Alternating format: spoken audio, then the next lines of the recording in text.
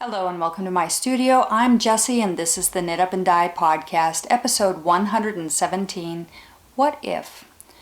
As always, I'm going to start with my thank yous and I have my cheat sheet handy here. Special thank you goes out to all of my subscribers, both new and ongoing. I love you guys. What you see here is all about you and I'm always looking to hear your comments and suggestions. Hello and welcome goes out to my sister's knitter. Thank you for adding me to your day.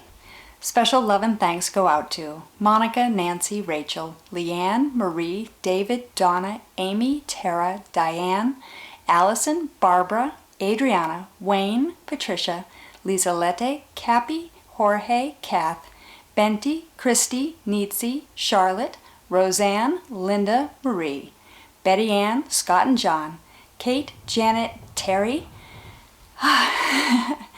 and all my friends at Unwound.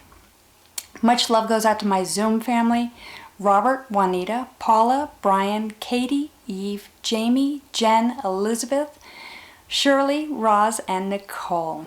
A warm hello and thank you goes out to all of my patrons. You honor me, you make this possible. Let's dig right in. Hand spinning, nothing to report. Crochet, nothing to report. I have been knitting this week. That has been really my focus. I had to finish up a new pattern design that I'm airing exclusively over on my Patreon site. I'm getting that ready as fast as I can for my trunk show, which is coming up really soon. I have roughly, I think it's 17 or 19 days, I don't recall. But the countdown is on. We're getting close here and I can't wait, but I'm really pushing to get everything prepared because you got to ship before you show up. And I'm trying to get everything loaded and together. That meant developing swag bags this week. That meant developing gifts. That meant developing prizes for the party. A lot of that went into effect this past week. And I'm looking around my studio. It looks like it was shaken. There are boxes everywhere. Stuff is stacked. And it's giving me a little bit of anxiety because there's not a flat surface to put anything down. Even just the table I have right here with all of my stuff that I want to talk about today, it's stacked and I hope that I can cohesively go through everything for you without forgetting anything because I hate finishing my podcast and being like, oh, I wanted to tell them this. But I did do some knitting this week.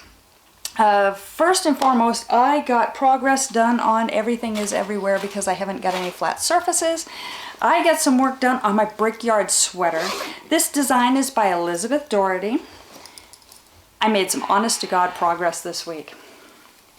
So here it is. It's looking a lot like a sleeveless sweater, honestly. Look at that. We're getting somewhere here. Yay! And my progress this week, I got a lot done actually. Here's my little progress keeper right here, marking that row right there, all the way to here. We're moving along here. I'm deep into the A-line shaping. I've done 1, 2, 3, 4, 5, 6 repeats of that. I think I only have an 8 repeat on that before the next instruction. So I'm in good shape. Very, very happy with the colors, very, very happy with the yarn, very, very happy with the pattern and the instructions. It couldn't be more clear. Am I going to have this done in time for my trip? It might be a photo finish. I really don't know. I have both sleeves to go and the body is not quite long enough yet. Let me try to assess. It's just hitting my natural waist and it should be longer than that. I wanted it to be mainly a tunic length. I got some clicking to do. This is really going to be my car knitting and my lunch knitting for at least this week. It's where all of my focus and energy needs to go if I'm going to have this ready in time for my trip, which really I would like to have it. It's nice to have a hand knit sweater. It's very comforting. Yeah, I really want to get this done. I say as I zip it closed and set it aside. The things I want to do versus the things I'm getting done. I started another project this week because that's how you get the sweater knit. I talked to you guys all about this I'm knitting for a baby, and I love that. And I wanted to dig into this pattern and get it started because I wasn't sure. I've talked to you guys about this before. Whenever I do travel knitting, I like to start it at home first to get the basis in place before I get on the road and find out that I don't have the right tools, I didn't understand the instructions, I didn't have the right yarn, whatever the nightmare was going to be that was going to prevent me from doing it on the road. I sat down and I started the Enveloping Baby Cardigan. This pattern is by Elizabeth Felgate. This is a pay-to-play. It is available on Ravelry. And it's this adorable little hooded sweater. I'm doing the 1 year size. And here it is in black and white, guys. Just, you know, I think I showed you last week what it looked like. Very, very cute. I'm not planning on doing it with the zipper. Zippers terrify me. I should try a new technique. I'm not even really a zipper person with babies. So for this one, I'm gonna pass, and I'm gonna do buttons on this one. And just a couple. It's a little girl. I'm just going to do top buttons. The pattern is, I like it. I like it. There's a couple of places in there where the instruction has you referencing multiple paragraphs at the same time. Just when you go from the hood to the body, you're starting increasing. It is a seamless top down. And as you start the raglan increasing, you're also still maintaining this pretty little cable-like feature on here. And so the instructions are continue in pattern, except do this.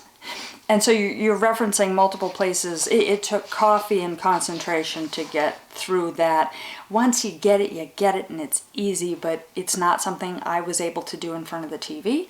It's not something I was able to do with my husband talking to me.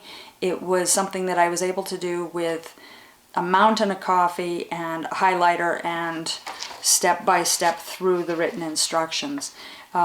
Ultimately, not a problem. Once you get it, and it's easy peasy, but it took some concentration.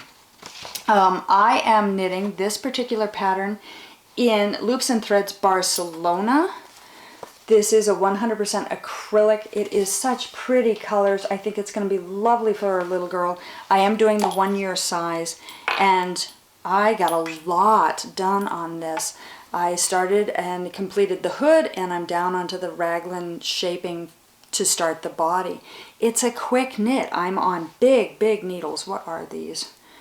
I don't know if they're even marked. It's a US 11. It's a big needle and a chunky yarn. So this should just slam right out. It looks huge to me. This is all hood. But kids have big heads, and you don't want, it's not like a hat. It should be loose and drapey on a child so that they can move around and it's warm on them. You like the Muppet to display this?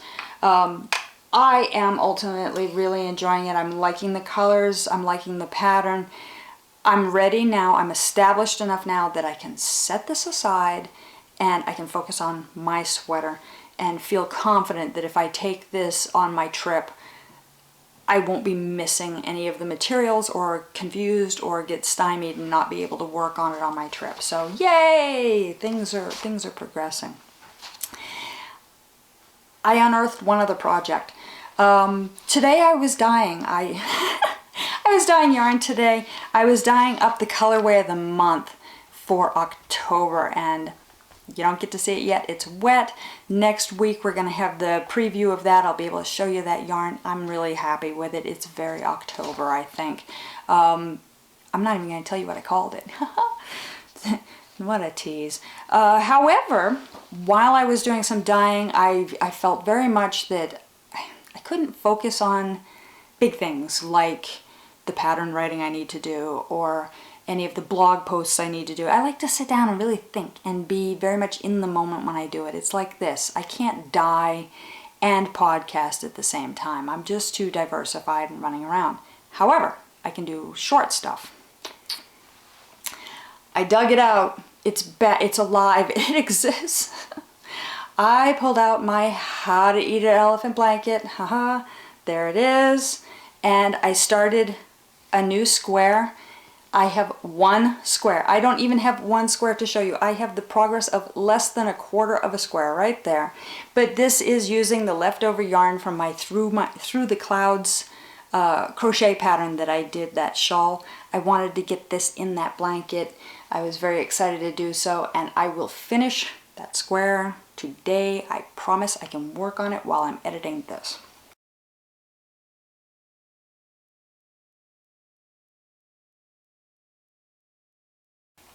So it exists, it's alive. The How to Eat an Elephant blanket, it has been unearthed. It's like Frankenstein. It's alive, it lives. I'm hoping to do more work on that and get that focus back on. We're coming into colder weather eventually, I hope. It's still hot. I'm in shorts. But that blanket is the perfect cool evening knitting project. So like 2 weeks, pound on my sweater. If I get it done, great. If I don't, oh well. Then it's baby sweater for travel, and it's onto the blanket, and whatever other willy-nilly thing I so desire to then cast on. Trying to focus. I'm trying to get good things done. Let's see. That is all of my progress. I need to put a progress keeper in the baby sweater so that we can track that. I need to move the progress keeper in the other sweater so that we can track that. I have my trunk show coming up. I'm super, super excited about that. Like I said, it's 17 or 19, somewhere in there. Short days from now. And we have the party, we have the preview party that I couldn't be more excited about that. That is going to be a giant grab fest. If any of you are familiar with Filene's Basement, when they have the sales, that's kind of what I'm anticipating. The colorways are going to come out. They're brand new. They've never been seen before. They're on exclusive basis. This is the one chance to get them. Be there. Grab it. It's yours. It is the preview party and your opportunity to help me unbox and be the first to touch and feel and see and purchase these wonderful new colorways. We have goodie bags for everybody who attends the party as well. And like I do with every one of my trunk shows, I have a brunch on Sunday. That's always just a delight for me. That's my time to really sit down and be with you guys and enjoy time together. And it's also usually where I get a lot of my colorway ideas. There's a couple of the colorways that are going were triggered by you guys when I was there last time in April. So I'm excited to show them to you. Moving on. This entire month, September, was my 3-year podiversary for my podcast, my time spent with you guys. And I've been celebrating all month long. Thank you for celebrating with me. This has been great fun. I have a sale going on. I just extended it to the entire shop. Everything yarn is on sale. There's a couple other items that are non-yarn that are on sale, but right now everything yarn is on sale. Minimum 15% off. Go take advantage. Go take advantage of it. I'm super excited to be able to offer these discounts to you guys. Sweater weather is coming eventually. Some parts of the country it's snowing. Here in the United States we have snow in October, or not even October, we're still in September, and snow. And then the rest of us are still baking and sweltering. The weather has been crazy. I'm looking forward to sweater weather hitting here. As Monica pointed out the other day at work, I was wearing a sweater at work. That's because it's frigid in my office. I'd like to wear a sweater at home. I'd like to not sweat in my sweater between home and work and then freeze in my office. I want consistent sweater weather. It's coming. It's coming. With this sale, like I said, minimum 15% off anything. If you're a patron and you have a Patreon coupon, that coupon will stack on top of the discount. So if there's 15% off and you've got a 15% coupon, you get 30% off. Woo! Also, with this podiversary, we were having weekly giveaways, and this is the last week of that. I am so proud of you guys. I'm so honored by you guys. Every one of the entries meant everything to me. This week, I just drew the other day We have this beautiful book, Shades of Winter, full of patterns, really lovely. It has sweaters and it has, let's see, I know that it has sweaters. It has, ooh, those socks are super cute. I just now saw them. And a shawl. Oh yeah, those are cute. Little boot toppers as well. Really some lovely, lovely things. I think there's even a skirt in here. It's a broad variety of things. They're all knit in very natural colors. Phooey, use whatever color you love. It's a lovely premise for the book, and it's really nice because in those nice natural colors you can see the pattern beautifully. Any stitches, any texture that's loaded. But ultimately you can knit in whatever color or pattern or stitch that you love. And if that means indie dyed yarns, have at, have at. This week's winner was Barbara Burnell. Barbara, I'm adding this to your order and I'm sending it along with it. Yay! Finally, we have a grand prize drawing that is happening October 1st. That is going to happen before the next podcast. I'm drawing it out of my shop system. It's based on a number of different things, actually. This is based on, you get 1 entry for every skein that you purchase. It's cumulative all month long. If you are a patron, you get 2 entries, you get double entries, and you get an extra entry by posting a picture or screenshot of any Dye Monkey yarn product that you are working with, whether it's one of my patterns or one of my yarns, whether it's a past product, whether it's just one of my yarns that you have in your stash. Go ahead and post that with @DyeMonkeyYarns, pound KUADPOD 3 PARTY. That's so that I can find you on Instagram. Post any picture there and you get an extra entry into the giveaway drawing. The giveaway drawing is for this wonderful project bag. There's 2 100-gram skeins of sport weight yarn in here. There are stitch markers in here. There is a Dye Monkey monkey etched glass in here. There's emery boards in here. There's all kinds of wonderful things, and of course I'm going to add even more to it before I ship it off. Thank you guys, every one of you that has put up your entries, put up your extra entries. Your support, your attention, your time means everything to me, and it has just been so fulfilling not only to do 3 years, but to do 3 years of this podcast with you. You made this possible, you made this fun, you gave me stuff to talk about, you gave me a reason to do it, and I want to share with you. Set that aside. This again is open worldwide. I do need to emphasize that there is small print associated to that. The prizes are going to be shipped to the delivery address on the qualifying order. The winner will be responsible for any taxes, tariffs, or custom fees assessed by their home country. I don't have the ability to prepay those for you. That is what I have for you guys so far as what I've crafted this week, what's coming up in my trunk show. I do have a class happening at my trunk show. I'm super excited about that. That's going to be on color work. I have, oh, yay. My classes are crazy because I always think, oh, color work, that's simple. We'll talk about color work. And then when I sit down and I start to do the actual bullet points and the outline for my class, I realize that it's like a college class, that there are so many different things you can go off and address in it. I really question my sanity sometimes. This is going to be fun. We're going to talk about adding color work, manipulating color work, including color work and patterns that didn't already have it, or developing your own pattern with color work. It's going to be a lot of fun.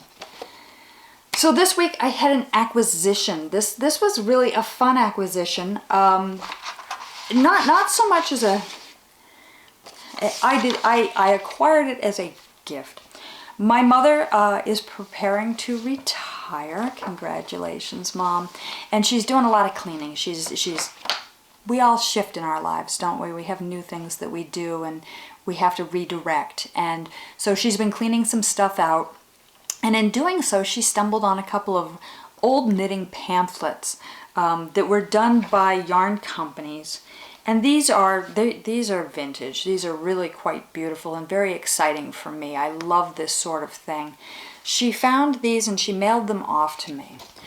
And one of them is this pamphlet. This pamphlet was priced at 25 cents, 30 cents in Canada, and it's lacy socks, gloves, scarves, and 2 needle mittens, because we all love to seam mittens, don't we? But it's this really beautiful collection of patterns, and they are vintage patterns. There's a couple in here that I really am thinking I'd like to try my hand at. Haha, mittens, my hand at. And it's curious to read the patterns simply because of how tightly written they are.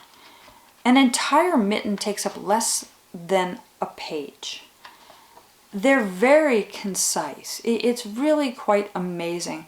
There's a scarf here that is quite literally written in 8 rows. That's it. It tells you what to cast on, it reads off the pattern to you, and it walks away.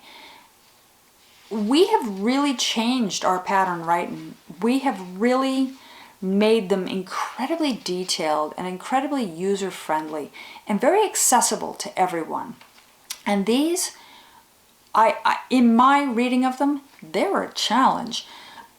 Some of them are really quite challenging. Of course, there's no charting, everything is written out, and they have CC and MC for the color changes and some of the dashes and some of the stuff. Wow. One of these patterns has the colors specifically listed out as N is in natural, G is in green, M is in maroon. Okay, perfect. They tell me to wind bobbins of each. They don't tell me how big a bobbin or how many wraps or anything, no suggested yardage there. But then it says, so concisely, row 1 knit 2 G 13 and 1 M 1 G 13 and 2 M 13 and 1 G 1 M 13 and 2 G. I want graph paper and pencils. They're really exciting though, and I think I'm going to, in my spare time, knit up a couple of these. I think I want the experience of going through it, if only to sharpen my translation skills and convert them over to something that's readily understandable for me, or even just to try to read them direct. The beauty of this is that it has handwritten markings in it, and I'll explain my joy in that in just a second. The second book is a significantly larger book. It was also priced at 25 cents. It is again a pamphlet. This is the Columbia Baby Book, Volume 104. The publication date on this is 1944, and it was by Columbia Yarns, and it has a very broad selection of baby patterns in here. It actually has a mother's bed jacket, and it has a whole bunch of little baby bonnets and blankets and sweaters, shorts. It has a snowsuit. Try to envision going out sledding in a hand-knit wool snowsuit. Just try to envision how frozen and crusted you might become going sledding in such an outfit. Try to envision, as the snow melts, or if it's a warm day and it's wet, how heavy that snowsuit would be. Woo! Yeah, I'm not going to be making any hand-knit snowsuits anytime soon. However, one of the beauties of this particular book for me was that it had my grandmother's signature in it, and when I did the math, I realized that the sweater that she had marked in here that she was knitting, let's see if I can find it again. I'm pretty sure she had pen marks on it. Oh, I'm not going to find it quickly here. But the sweater and the timing and the publication date on this, I knew that my grandmother was knitting baby sweaters for when she was pregnant with my aunt. Yeah, I just aged myself, I know. I just punched a hole right in how old I am. Yeah, somebody's doing math. Somebody's going 1944, generation. This becomes all of a sudden heirloom to me. This becomes important to me. And seeing her handwritten ticks in this, and knowing that that's what she was doing, was knitting for her babies, just fills me up and makes me all warm and fuzzy and happy. And I just love that. I love that. And I question if somewhere in all of my collection of stuff, I have the copy of the baby sweater that I crocheted for my son somewhere around. I'm quite sure it had tick marks on it. I'm quite sure that I had marked it up. I may have written my name on it, and I hope that I can find that. I'm going to dig around and see if I can find that, and I'm going to put that with these because it just gives us a history, a timeline, and that her name is handwritten in there is this touch of humanity and warmth and love and everything. I have the baby sweater that I made for him. I will even endeavor to pull that out for you guys.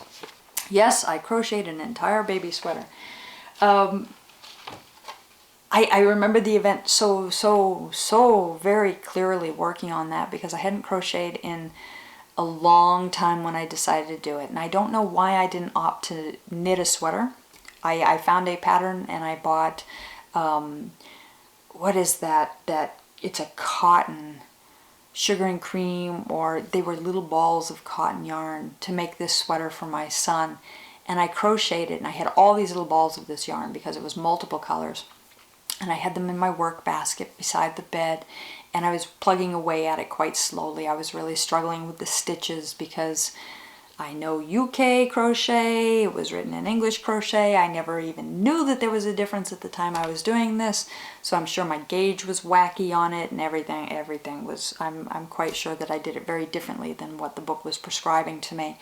But I had left it all in the work basket beside the bed, and I had gone to a meeting with a client, and I came home, and as I walked in the door, I realized that my entire house had a spider web around every stick of furniture, in and out of every room, up and down the cellar stairs, in and out of the dog flap into the backyard, around the legs of the dining room table, over and back under my sofa, around everything. 18 inches high was every yard of the yarn that I had been in my work basket. I had a puppy. I named him Stinky, and he was a stinker. I loved that dog desperately. But the only reason he lived past this event, he nosed my project aside, and like a cat, he had taken each ball of yarn out of my work basket, and he had had an absolute party. He ran around every room in that house with that unreeling all over the place. I was 45 minutes with a pair of scissors, enraged, cutting through just to get from room to room. I bawled it all. I remember calling my husband and saying, if you want the dog to live, you need to come home now. Very pregnant, very mad. 45 minutes, pair of scissors, cut through all of it, gathered it all up. I was so furious. Balled it up. It was this mess of ends the size of a basketball. And I put it on the counter in the kitchen. And I was putting it up there just as my husband walked in. And he looked at this ball of yarn, this nightmare of doggy playtime, and said, "You gonna rewind that?"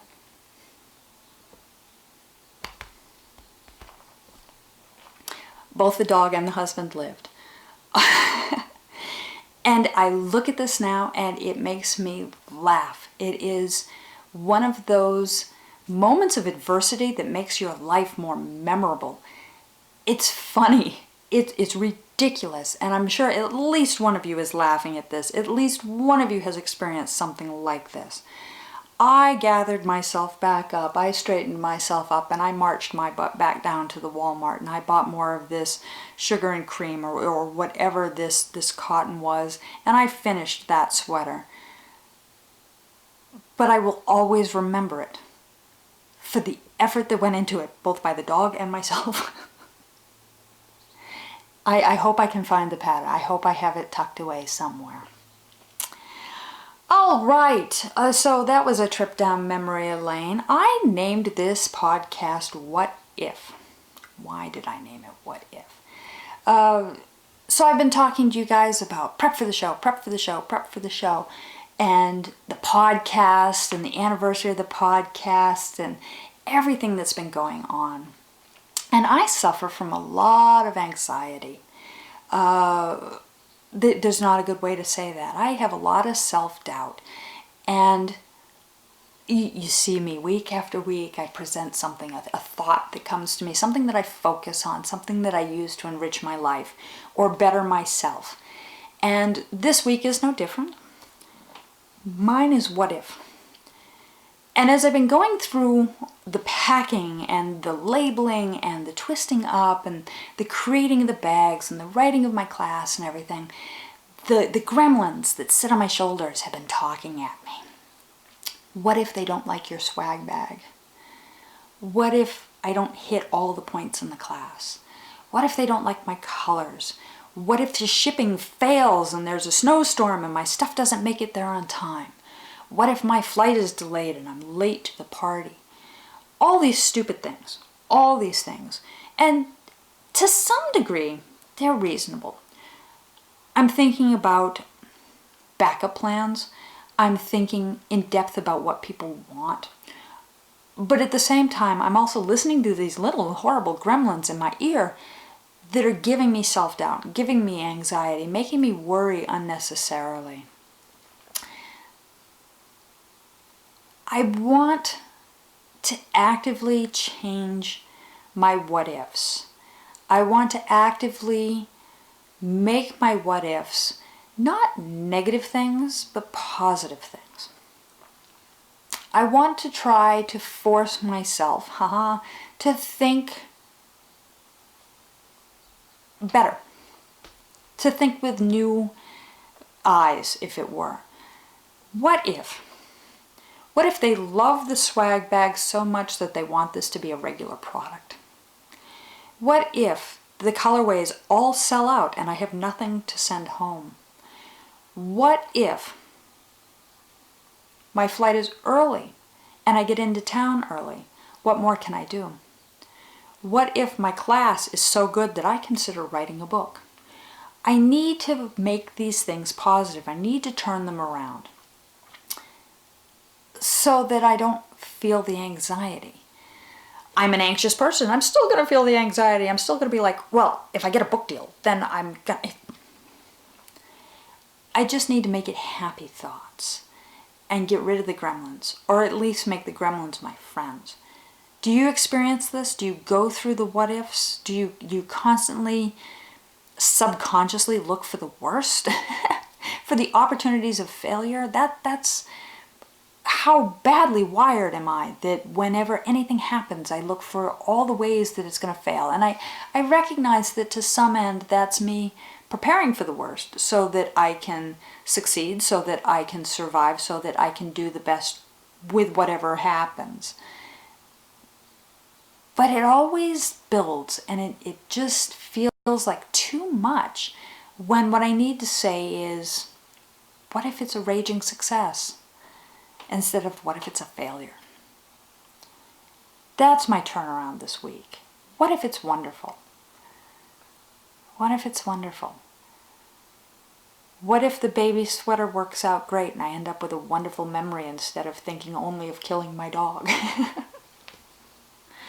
That's it. That's what I've got for you guys this week. Next week I'm going to have the winner of the grand prize drawing. Next week I'm going to have the colorway of the month to show you guys. And next week I'm going to be... It'll be the last week before I go on my trunk show, I think. You might get 2 episodes before the trunk show. We'll see what happens. Anyway, everything is on sale. Go enjoy it. Get your entries in for the grand prize drawing, and I will see you next time. I love you guys. Bye.